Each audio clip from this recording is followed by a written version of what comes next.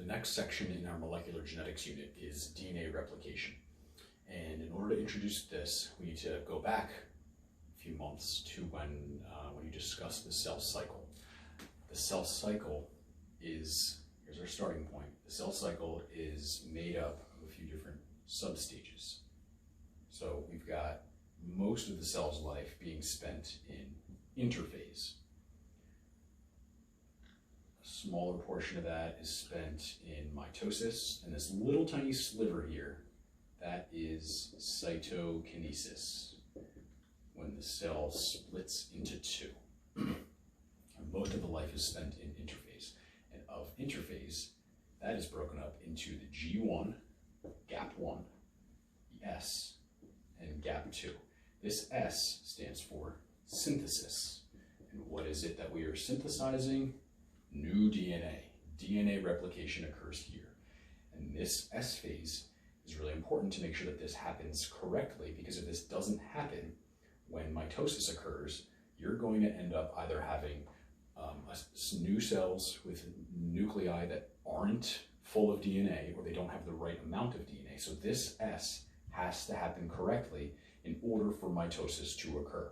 There are checkpoints in the G2 phase that make sure this happened correctly, because it's very important that this happens correctly and happens at all before moving on to that.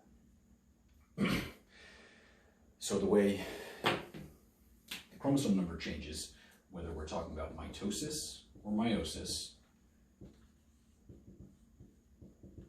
when you go from a 46 chromosome human cell to 92,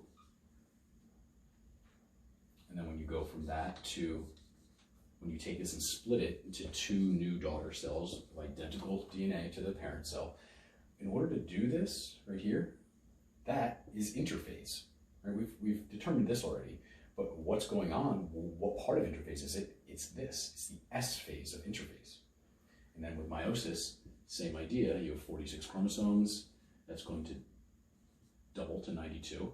That 92 will then split to 46, and those 46s are going to split to your haploid gametes, which each have 23. But right here, that is interphase. This is meiosis 1, this is meiosis 2. But what we didn't talk about before when we talked about cell cycle is what exactly is going on here. We just say, oh, this is interphase. Yeah, this is during interphase this happens. Well, it's this specifically. The S phase of interphase is when DNA gets replicated. So what we're going to look at is a little bit more of an in-depth process, not too in-depth, process of how this DNA replication process occurs. So here's our DNA strand. DNA strand. And we need this strand of DNA and this strand of DNA to come separated from each other. We want to get one of them over here and one of them over here. We want them to be separated so that we can add a new strand on this side and a new strand, we should have gone this way, over here, so that we can have strand over here and strand over here. Okay, that's what we're trying to do. We're trying to create two of those. But it doesn't necessarily work like that. It doesn't just take them apart. So what has to happen is an enzyme called a helicase is going to split this helix. Okay, it's going to split or unzip the helix. And that's going to result in something that looks a little more like this. It's not going to directly create those two strands.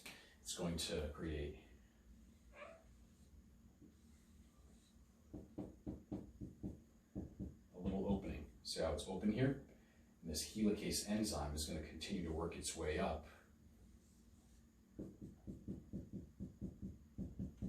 it's going to keep doing this until you eventually get to a point where it's like that.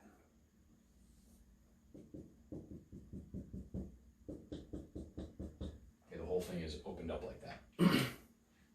So then the next enzyme that's going to play a role here is known as DNA polymerase. So this DNA polymerase enzyme is going to add new nucleotides here, and then here, and then here, and then here, and then here, and continuously here. And the same thing here. It's going to add them over here as well. And that's going to create the new strands that are going to form on this side and on this side. So let's say we have the following nucleotides. We've got an A, T, G, and C right there. This DNA polymerase enzyme is going to add the corresponding nucleotide. So remember our rules, GCAT. Okay, so G goes with C, A goes with T. So if I have an A right here, DNA polymerase is going to add a T. If I have a T right here, DNA polymerase is going to add an A.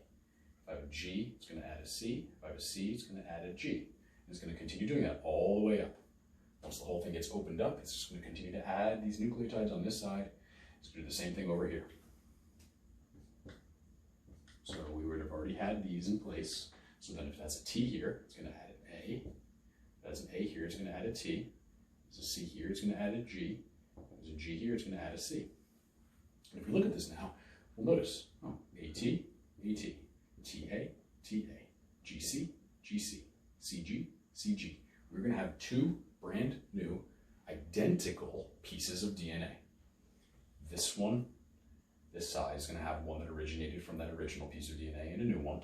This one's going to have a piece from the original DNA and the new one, but they're going to be identical to each other. You're making a brand new set of chromosomes that are identical to what you already had. You don't want to have new DNA. You want to have your DNA being made into each one of your new cells instead of every new nucleus over and over and over again. You don't want to have someone else's DNA come in there. All right, so the end process here is going to be like I showed you before, where you have your one strand and you end up with two new ones. Like this. It's just not going to go directly from that to that. Okay, let's add our lines here. These are our bases. Okay, so this will eventually get to that once the whole entire thing splits. Okay, so one strand, the enzymes open it up, and then the other enzyme is going to be responsible for adding those new nucleotides here until you end up with two new ones. This is going to go to one cell, and this will go to the other cell during your cell division process.